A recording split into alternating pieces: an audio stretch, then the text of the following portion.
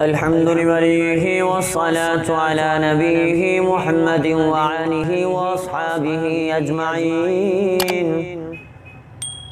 أما بعد فأعوذ بالله من الشيطان اللعين الرجيم. بسم الله الرحمن الرحيم.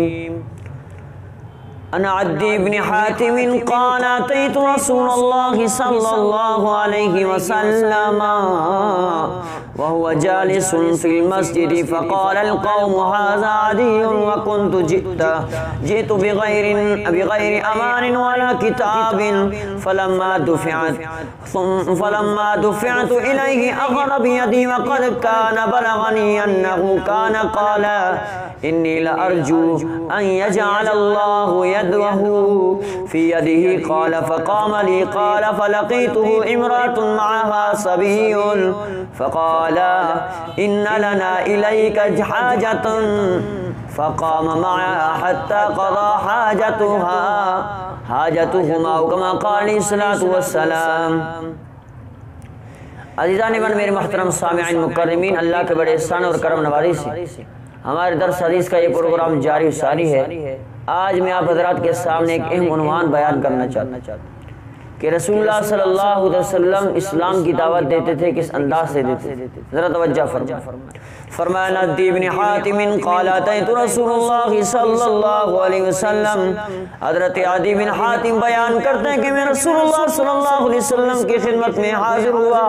اس وقت آپ صلی اللہ علیہ وسلم جالس فی المسجد، میرے محبوب صلی اللہ علیہ وسلم مسجد میں بیٹھے ہوئے تھے.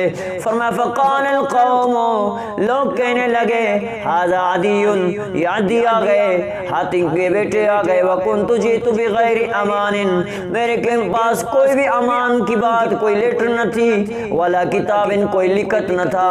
فلما دفعت الیہ اخذ بیدہ، جب مجھے نبی علیہ السلام کی مجلس میں لے کے آئے، میرے محبوب صلی اللہ علیہ وسلم نے میرا ہاتھ پکڑا، اکرام کیا، اکرام میں کھڑے ہو گئے. یہ عدی حضرت عدی حاتم بن طائی کے مشہور سخی جو تھے وہی اس کے بیٹے تھے.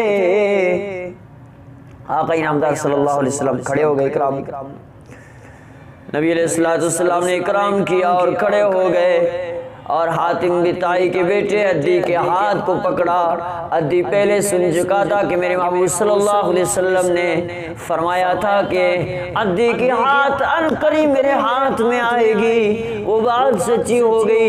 میرے محبوب صلی اللہ علیہ وسلم کے بارے میں حضرت عدی فرماتے ہیں میرے محبوب صلی اللہ علیہ وسلم کے پاس گفتگو ہو رہی تھی کہ ایک عورت آگے اپنے بچے کے ساتھ. فرمایا رسول اللہ سے کام ہے. میرے محبوب صلی اللہ علیہ وسلم اس کے ساتھ مخاطب ہوئے، اس کا کام کیا، اور فرمایا کہ وہ نبی علیہ السلام کی فراغت کے بعد اس کے تمام کام حل کیے. میرے محبوب صلی اللہ علیہ وسلم کے بارے میں عدی عرض کرتے ہیں، فرماتے ہیں میرے محبوب صلی اللہ علیہ وسلم نے میرا ہاتھ پکڑ کر چل دیے، اور جب گھر پہنچے وہاں بسترا بچھایا، گفتگو ہو گئی. میرے محبوب صلی اللہ علیہ وسلم نے فرمایا عدی کیا تم یہ بات کس بات کا اقرار نہیں کرتے کہ اللہ کے سوا کوئی معبود نہیں، اللہ کے سوا کوئی خالق نہیں؟ کیا تمہارے علم میں یہ بات نہیں کہ سوائے خدا کی کوئی معبود نہیں؟ اور حضرت عدی کہتے میں نے عرض کیا رسول اللہ بالکل اللہ کے سوا کوئی معبود نہیں. پھر میرے محبوب صلی اللہ علیہ وسلم نے فرمایا کیا تم اللہ اکبر نہیں کہتے؟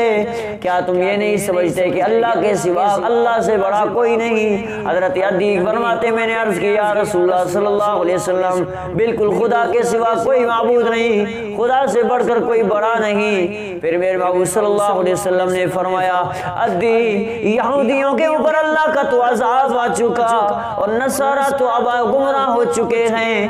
حضرت عدی عرض کرنے لگے یا رسول اللہ صلی اللہ علیہ وسلم میں تو دین حنیف پہ ہوں. جب یہ بات عدی نے منہ سے نکالی فوراً نبی علیہ السلام کا چہرہ مبارک، رخ انور، چہرہ چاند کی طرح روشن ہو گیا، اور عدی سے کہنے لگا او بھائی عدی کے لیے بسترا بچھاؤ. ایک انصاری صحابی سے کہہ دیا کہ عدی کو اپنے گھر میں، حضرت عدی کو اپنے گھر میں رہنے کے لیے دو، اس کا اکرام کرو. یہ دعوت اسلام دینے کا نبی علیہ السلام کا انوکھا طریقہ تھا۔ اللہ تبارک و تعالیٰ سے دعا رب العالمین ہمیں بھی اسلام کی دعوت اچھی طرح سے دینے کی توفیق عطا فرمائے۔ اللہ رب العزت دعا رب العالمین ہم سب کو، دیکھو بڑے بڑے اللہ والے اس دین اسلام میں آ چکے، یہودیوں کو چھوڑو اور آپ کہتے ہیں کہ فلاں یہودی ہم سے راضی ہو گئے، فلاں نصارہ ہم سے راضی ہو گئے۔ قرآن کہتا ہے اللہ تعالیٰ فرماتے ہیں کہ یہ یہودی وَلَن تَرْضَىٰ عَنْكَ الْيَهُودُ وَلَا النَّصَارَىٰ حَتَّىٰ تَتَّبِعَ مِلَّتَهُمْ، یہ یہودی آپ سے کبھی راضی نہیں ہو سکتے جب تک تم ان کے دین کو، نصرانی بھی آپ سے راضی نہیں ہو سکتے جب تک ان کے دین کو آپ تسلیم نہ کرو۔ جب ان کے دین کو تسلیم نہ، جب تک دین تسلیم نہیں کرو گے وہ آپ سے راضی نہیں ہو سکتے۔ اللہ تبارک و تعالیٰ سے دعا رب العالمین ہم سب کو یہود و نصارہ کے چنگل سے بچائے، ان کے حربوں سے بچائے، اور اسلام پہ ہر وقت مر مٹنے کی توفیق عطا فرمائے۔ وآخر دعوانا الحمدللہ رب العالمین۔